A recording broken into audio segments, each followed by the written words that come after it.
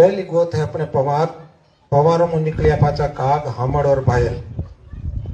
और ये अपने कुलड़ी देवी है अर्बुदा माता आबू और अटीने सचियाई माता जी ओसिया, ये अपने कुलड़ी देवी है। दूसरी गोत है पिरियार, पिरियारों में नीरिया लेरचा और मोगरेचा। और एक कुलड़ी गोत देवी जो है वह गाजन माता पाली रखने केरला में। तीसरा है होड़की, होड़की और मुंह पाचा कोई न किया गोत नहीं निकली। और एक हिमज माता जी भीमबाण। चौथी गोत है चवाण, चवाण मुनीरिया छोयल, मुड़ेवा, हेपटा, देवड़ा और चाउंडिया। और है नाडोल कने आशापुरा माता जी। पचे है पिरियारिया, कई जगह अपने थोड़ी मजाक कर लिया करे कि पिरियार हा नोट जान लेने ज्ञान पिरियारिया रहेगा। आदू गोत है पिरियार, आदू गोत है पिरियारिया, कोई जानवान नहीं लेगा। एड़ी मजाक अपने नहीं करनी। दूसरा लोग क्या देखो भोड़ा है तो पिरियारिया खुद आदू गोत है और वो कोई न किया कोई गोत नहीं है। और है कुलड़ी देवी सुंदा माता जालोर।